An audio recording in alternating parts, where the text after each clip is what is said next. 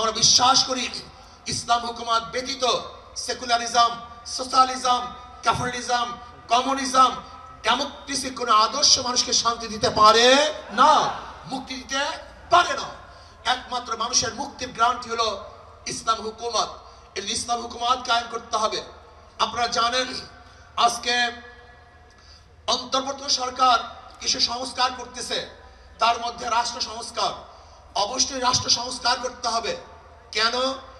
আপনারা জানেন ফ্যাসিস্ট সরকার, রাষ্ট্রের এমন কোন বিভাগ নেই যে বিভাগকে ধ্বংস করে নেই, সমস্ত বিভাগকে ধ্বংস করে ফেলেছে। কাজী ধ্বংসস্তূপের উপরে সুন্দর একটা নির্বাচন উপহার দেওয়া সম্ভব নয়। আগে সংস্কার হবে, তারপরে নির্বাচন হবে। রাষ্ট্র সংস্কারের মধ্যে আমি বিচার বিভাগের স্বাধীনতা চাই, বিচার বিভাগের পূর্ণ স্বাধীনতা চাই। আজকে আমরা কি দেখেছি, সরকার পরিবর্তন হওয়ার সাথে সাথে সমস্ত আসামিরা খালাস হয়ে গেছেন, আবার সরকার পরিবর্তনের সাথে সাথে অনেক আসামি জেলে ধুকে ধুকে পড়ছেন। তার মানে বিচার বিভাগ কি সরকারি ইঙ্গিতে চলে? একটা ভালো রাষ্ট্রের, উন্নত রাষ্ট্রের সবচেয়ে বড় মানদণ্ড হলো বিচার বিভাগের স্বাধীনতা। যেই রাষ্ট্রের মধ্যে বিচার বিভাগের স্বাধীনতা নাই, ওই রাষ্ট্র ভালো কল্যাণমুখী একটা রাষ্ট্র হতে পারে না। এর জন্য আমি বিচার বিভাগের স্বাধীনতা চাই, এমন স্বাধীনতা চাই বিচারকরা আইন অনুযায়ী বিচার করবে, কারোর ইঙ্গিতে বিচার করবে না, কারোর দিকে দৃষ্টি করে বিচার করবে না, বরং আইনে যা আছে সেই অনুযায়ী সে রায় প্রদান করবে। এমন স্বাধীনতা বিচার বিভাগকে থাকতেই হবে। এমনকি ওই চেন্নাইকে, চিটাগের চেন্নাইকে, সেও যদি বিচারের আওতা দিন, সেও যদি আইনের আওতায় খালাস পায়, আমার কোনো আপত্তি নেই। কিন্তু আমিও যদি বিচারের আইনের মাধ্যমে জেলে থাকি, তাহলে আমার আপত্তি নেই।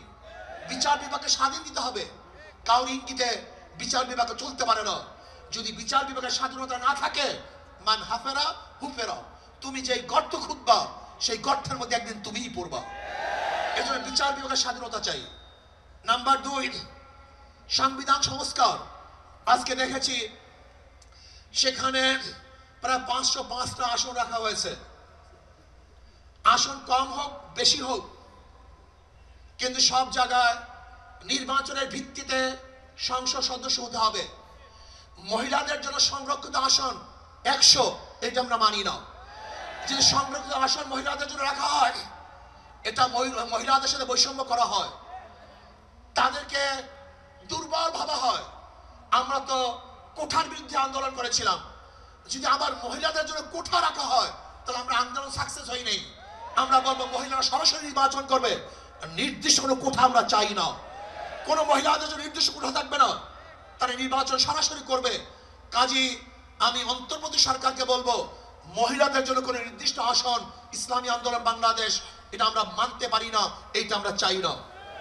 আমরা চাই দ্বিকক্ষ বিশিষ্ট হোক, এককক্ষ বিশিষ্ট হোক, পিয়ার সিস্টেমে নির্বাচন হবে, সংখ্যানুপাতিক নির্বাচন হবে।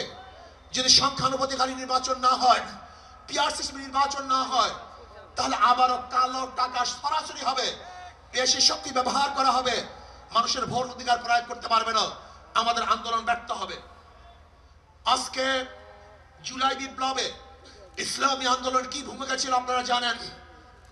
5ই জুলাই বরিশাল আমরা ঘোষণা দিয়েছিলাম যে ছাত্রদের বৈষম্য বিরোধী আন্দোলনের সাথে আমরা সম্পৃক্ত। শুধু কি তাই, সেখান থেকে শুরু করে এমন কোন আন্দোলন নাই, সংগ্রাম নাই যেখানে আমরা মাঠে ছিলাম না। আমরা জীবনের মায়া ত্যাগ করে রাস্তায় ঝাঁপিয়ে পড়েছিলাম। আমি বিশ্বাস করি ইসলামী আন্দোলন বাংলাদেশ যেইভাবে দলীয় ব্যানারে বৈষম্য বিরোধী আন্দোলন অংশগ্রহণ করেছে, বাংলাদেশের অন্য কোনো সংগঠন দলীয় ব্যানারে এই আন্দোলনে সম্পৃক্ত ছিল না। শুধু কি তাই, ইসলামী আন্দোলন বাংলাদেশের যারা শীর্ষস্থানীয় লিডার নেতা তারাই মাঠে ছিল, কিন্তু যারা বৈষম্য বিরোধী আন্দোলনের বিরোধিতা করেছে, বলেছে যে এই সংগ্রামের সাথে আন্দোলনের সাথে আমরা সম্পৃক্ত নাই, তারা যদি আজকে নতুন ভাবে ক্ষমতা দেওয়ার স্বপ্ন দেখে, এদেশের জনগণ সেই স্বপ্ন পূরণ হতে দিতে পারে না। সংস্কারের পরেই নির্বাচন হবে। আজকে সংস্কার করতে যারা বাধা সৃষ্টি করেছেন, আমি বলবো দীর্ঘ 16 বছর কোথায় ছিলেন? সেটাই বলবো, বিএনপি আপনারা কোথায় ছিলেন? প্রতিবার ঈদের কথা বলেছেন, ঈদের পরে আমরা আন্দোলন করব, ঈদের পরে সংগ্রাম করব, ঈদের পরে সেইটা করব। হাজার ঈদ চলে গেছে, আপনারা আন্দোলন করতে পারেন নাই। কিন্তু ছাত্র জনতা আজকে আন্দোলনের ভিত্তিতে যে অর্জন করেছে, সেই অর্জনকে ধ্বংস করার চক্রান্ত করতেছেন। যে বৈষম্যের বিরুদ্ধে আন্দোলন করেছিলাম, চাঁদার বিরুদ্ধে আন্দোলন করেছিলাম, দুর্নীতির বিরুদ্ধে আন্দোলন করেছিলাম, ধর্ষণের বিরুদ্ধে আন্দোলন করেছিলাম, অবৈধ হত্যার বিরুদ্ধে আন্দোলন করেছিলাম, মানুষের স্বাধীনতার জন্য আন্দোলন করেছিলাম, মানুষের মুক্তির জন্য আন্দোলন করেছিলাম। কিন্তু আমরা কি দেখলাম? 5ই আগস্টের পরে আবারও চাঁদাবাজি, আবারও দখলদারি, আবারও দুর্নীতি। না, বাংলাদেশের মানুষ এই চাঁদাবাজি আর দেখতে চায় না, দুর্নীতি আর দেখতে চায় না। যারা 53 বছর পর্যন্ত বাংলাদেশকে 5 বার দুর্নীতির চ্যাম্পিয়ন করেছে, ওই সমস্ত দলকে বাংলাদেশের জনগণ আর ক্ষমতায় দেখতে চায় না। বাংলাদেশের জনগণ কি ক্ষমতায় দেখতে চায়? ইসলামকে ক্ষমতায় দেখতে চায়। বাংলাদেশের জনগণ ইসলামী আদর্শের মানুষকে ক্ষমতায় দেখতে চায়। যারা খাঁটি ইসলাম, মদিনার ইসলাম নিয়ে সামনে অগ্রসর হবে, বাংলাদেশের মানুষ তাদেরকে গ্রহণ করবে। মদিনার ইসলামের বাহিরে কোন নব ইসলামকে বাংলাদেশের মানুষ গ্রহণ করবে না ইনশাআল্লাহ। ভাইয়ের আমার, আসুন ইসলাম হুকুমাতের জন্য আমাদের সাধনা করতে হবে, চেষ্টা করতে হবে। আমাদের আন্দোলন এখনো সমাপ্ত হয় নাই, আমাদের সংগ্রাম এখনো শেষ হয় নাই, আমাদের যুদ্ধ এখনো শেষ হয় নাই। ফ্যাসিবাদের বিরুদ্ধে আন্দোলন করেছিলাম, এখন চাঁদাবাজের বিরুদ্ধে আন্দোলন করতে হবে, দখলদারের বিরুদ্ধে আন্দোলন করতে হবে, যারা দুর্নীতিবাজ তাদের বিরুদ্ধে আন্দোলন করতে হবে, যারা ডাকাত তাদের বিরুদ্ধে আন্দোলন করতে হবে, যারা দেশকে ধ্বংস করার চক্রান্ত করতেছে তাদের বিরুদ্ধে আরেকবার আন্দোলন করতে হবে। আজকে ভারত আমাদের দেশকে দখল করার চক্রান্ত করতেছে। আমি ভারতকে বলবো, আপনি আমাদের দেশ দখল করার চক্রান্ত করতেছেন, আমাদের দেশের দিকে চক্ষু তুলছেন, আঙ্গুল উঁচা করছেন। আপনি কি জানেন বাংলাদেশের অবস্থাটা কি?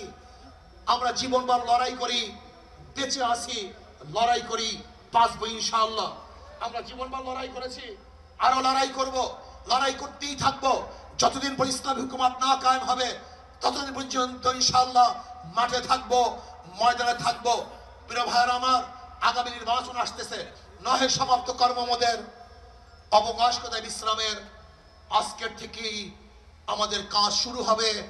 মাঠে ময়দানে, প্রত্যেকটা দাঁড়ে দাঁড়ে, ঘরে ঘরে গিয়ে মানুষকে ইসলামের কথা বোঝাতে হবে, ভোট আদায় করতে হবে। ইসলামের পক্ষে আমরা ভোট নিয়ে আসবো। আল্লাহ আমাকে এবং আমাদের সবাইকে ইসলাম হুকুমত কায়েম করার চেষ্টা করার এবং সর্বোচ্চ ত্যাগ করার তৌফিক দান করেন।